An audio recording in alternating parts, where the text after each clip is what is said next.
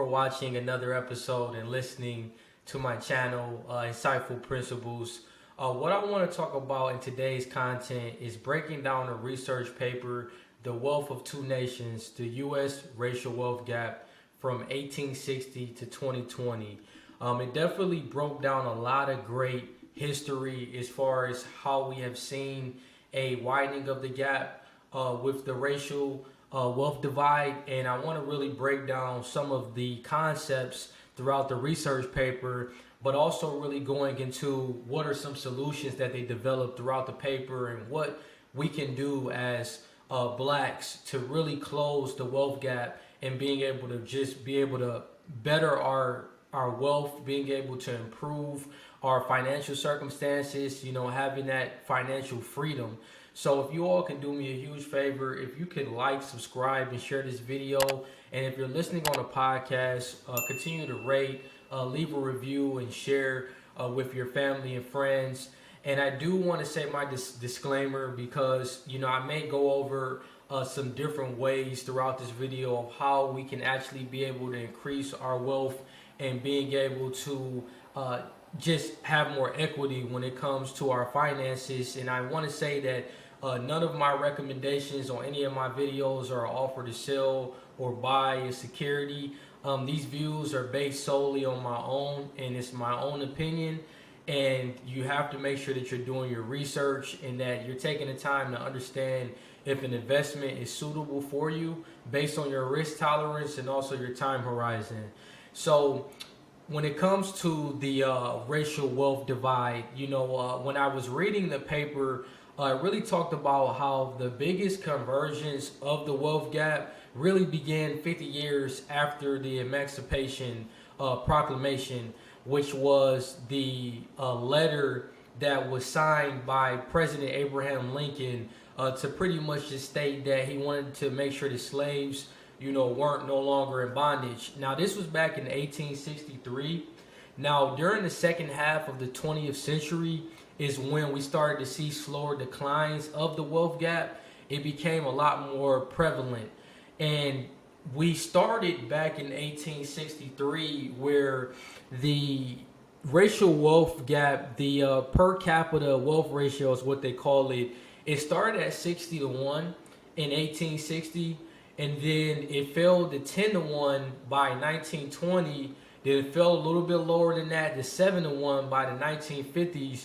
But 70 years later, since 2020, the wealth per capita ratio still remains at a similar number, 6 to 1. So in the last 70 years, there hasn't been much changes with seeing a decline and seeing us starting to close the wealth gap. It's still becoming a lot more widened.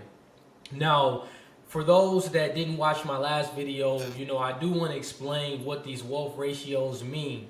So it simply means that 6 to 1 is the average amount of wealth that a white person has compared to a black person. So they have essentially 6 times the wealth compared to the average black person living in America. And one of the reasons why the per capita wealth ratio was much higher during 1860 was because blacks were enslaved, and it excluded us legally to build any type of wealth. It really wasn't until 1865 when we pretty much had that freedom where everyone could kind of start to build wealth for their families.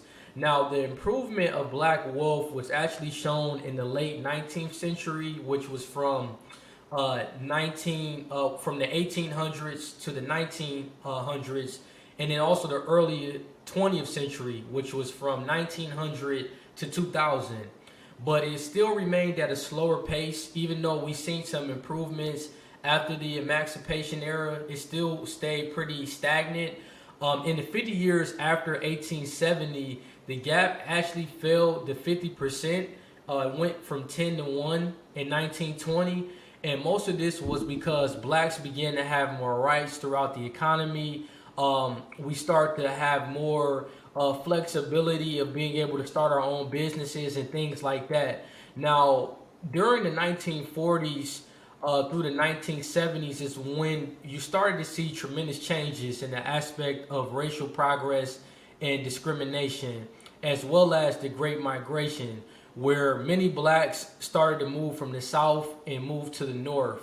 Now, even though you would think that this would improve the progression of the wealth gap during this time, it actually remained stable. And like I mentioned, in the last 70 years, the racial wealth gap has moved in between a level of 5 to 7 to 1. So either 5 to 1 or 7 to 1. Currently now it's 6 to 1.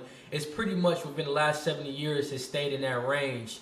And they actually talked about in the paper that the gap has widened much more recently in the last 50 years instead of closing. So what drove the racial wealth differences after the Emancipation Era? Well, throughout the paper, they highlight that a lot of the drivers of the slower convergence really came down to the racial gaps with savings and capital gains. Now, when you think about savings, we're talking about money that you're building in a savings account. You may have some different life insurance policies that's utilized for savings and also building wealth, and also capital gains, which you can earn capital gains in a lot of different areas. You can have capital gains with passive income, whether you have a real estate property and you're getting cash flow from your tenants that are paying you on a monthly basis. You can have capital gains with portfolio income, with your money in the stock market. So there was a big gap in between those two areas with the savings and the capital gains. Now, the lower savings and the capital gains for blacks is actually reflected in why we have a much lower per capita wealth ratio now, because when there's lower savings and lower capital gains, that reflects, lower average income and wealth levels compared to whites.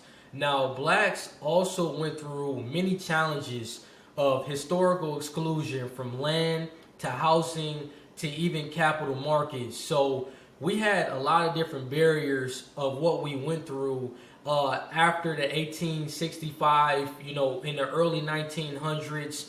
We went through a lot of challenges, and to see that we still were able to bring down the wealth gap was quite amazing. But, over the last 70 years, it seems as if we have a lot more freedom when it comes to be able to build wealth, but there's still a lot of challenges. And I think a lot of that comes to what I've said on this channel before around financial literacy and understanding the importance of making sure that you are financially secure and that you're passing down generational wealth to your family to keep it going.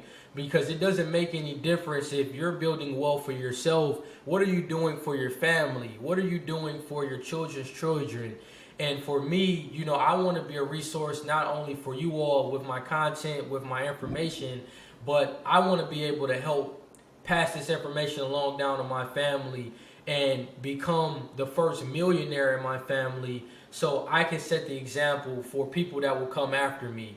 Now, I do want to show you all this figure, this chart that they had in the research paper that breaks down the dynamics of the racial wealth convergence from 1870 to 2020.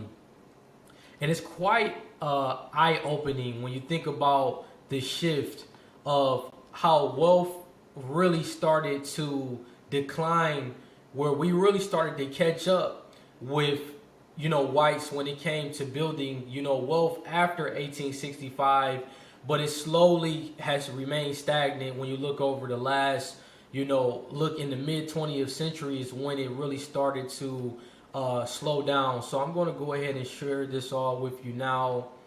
And within this figure here, you can see that in 1870, this was right after that time where we started to see freedom. When slavery became abolished, there was a rapid decline, and the wealth ratio was starting to close in from 1870 to 1890.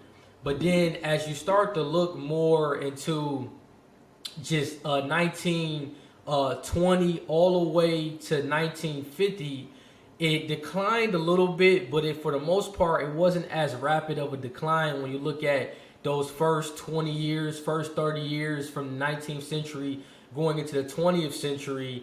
And then if you look really from 1960 to even till now to 2020, it's remained quite at the same levels. And it's quite shocking when you really look at that chart to see that we had such a big decline with closing that racial wealth gap, and within the last 70 years, it's remained pretty stagnant. And then just the chart below that is really just talking about the annual growth rate and really showing how in 1870 to 1900, we were pretty close. Everything was pretty much aligned when it came to building wealth and having sound savings and passing down generational wealth. But then as we started to get into 1930, things kind of became a lot slower with the annual growth. And then the following 1960 to 1980 wasn't a much difference. And even now, pretty much everything is stagnant and has not shown much change at all. So that was quite eye-opening when I looked at those two charts within the research paper. And another aspect that I want to also talk about is, some of the reasons that come to mind when I think about the slowdown of the wealth convergence is the systematic disadvantages post the Emancipation Era and also with the Jim Crow era. You got to think when Jim Crow laws were around, there was a lot of racial segregation. So blacks couldn't go in certain places. We were completely separated in certain cities, and really just shows that really didn't allow us to be able to build as much wealth. And I think that even though you had the abolition of slavery, which signaled an end to economic exploitation of blacks, there still was those economic barriers when it came to building wealth. In fact, even after the Civil War, blacks saw barriers from equal access to financial institutions. There were many people that were frustrated with their attempts to be able to buy land and being racially excluded. And then also you got to think about the violent destruction of black businesses and neighborhoods. In fact, when you think about Black Wall Street, that happened in 1921 in Tulsa, Oklahoma. You had a neighborhood that was called Greenwood, where pretty much there was a white mob that pretty much came in the neighborhood and destroyed hospitals. They destroyed black businesses. They, killed a lot of people. It was very sad. And it was very unfortunate. And the loss of black property and wealth totaled to somewhere around $10 million. So that was a lot of wealth that has been extorted when you think about looking at the racial wealth gap and all of the trials and tribulations that blacks have went through. Even if you look back in the 1930s, you also had redlining in Miami, Florida, particularly, where they had certain black neighborhoods. They didn't even have access to buying a home loan that was backed by the Federal Housing Administration, whereas you had other white neighborhoods that had those opportunities and were able to buy mortgages that were backed by the FHA. And it was really a time where a lot of stuff was segregated by race, and that was some big challenges that we went through. And the average white household holds a significant share of their wealth in equity, and they have therefore been able to benefit from booming stock prices, while the average black household, for where housing continues to be the most important asset, they have been largely left out of these gains. Because I'll break down this chart as well shortly. When it comes to the racial wealth gap, with a lot of people within our communities, with blacks, we may have a lot of renters, but also the people that actually do own homes, they don't have a lot of equity. So there's more debt that's owned on the property than equity. Whereas with white households, they tend to have more equity with their homes. And I say all that to say is this is all education, and I'm highlighting these different areas of the challenges that we went through, but it's not to say that can't be changed. And that's what I want to be able to provide with this channel, is information that you can be able to understand what the problem is and what can I do within my family, within my household, that can help us be able to break the generational curses that we have seen so long, even when we look at the history of what blacks went through. So I hope when I'm saying this, don't be discouraged. It's really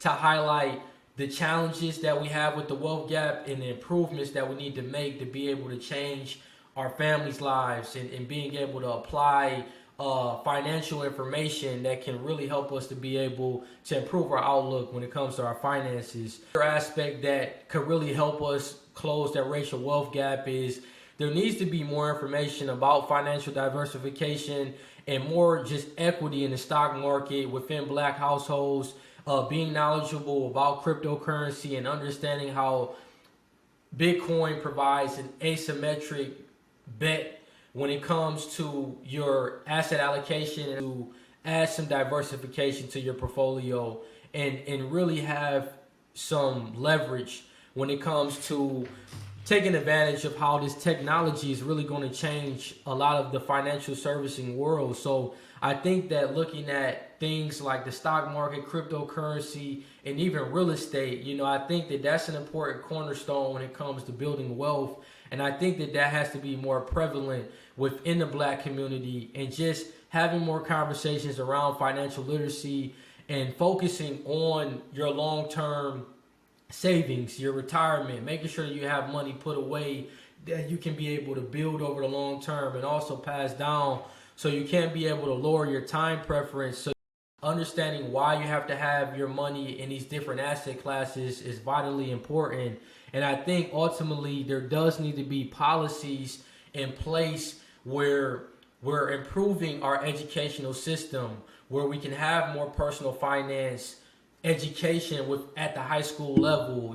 This year it's been great to see that in Michigan, Florida, and Georgia, their high schools are actually making it mandatory for financial education that has to be a part of the curriculum before high school graduation. So I think that that is amazing. And I think that overall, improving the school quality and also any type of racial and social biases that happen throughout our communities and our economy, being able to get rid of those things and focus more on the positive aspects, I think that that can really help when it comes to closing the wealth gap. Now, just the last two charts that I do want to show you all is it really breaks down the future of the racial wealth gap, and then also the portfolio composition when you compare white households to Black households. So if you look at this chart right here, it breaks down the different portfolio composition from 1950 to 2020. And as you can see here, with other non-financial assets, Blacks only have, 8,613. And then when you look at whites, it's $19,099. And when you look at housing, definitely a significant difference, which we talk about real estate. That is a big change when you think about, 62,611 for the average value, but also with the white households is $194,025. And when you look at equity, it's another big change. Blacks $4,013 of the average value, with white households $72,581. So the biggest areas that I'm seeing a lot of differences is, housing, when it comes to having a business, other non-financial assets, equity, liquid assets. We have to become better, and we have to focus on these areas so we can be able to close the racial wealth gap. And then just the last thing here that really stood out to me is the future evolution of the racial wealth gap from 2019 to 2200. It really talks about how the wealth ratio, which this is the per capita Black to white wealth ratio, if things continue to go like it has been going in 2000, the wealth gap is actually going to be 8-1. So that means that average white households will have 8 times the wealth of the average Black household. And I think that that's very unfortunate, and we have the power to change it, and we will change it.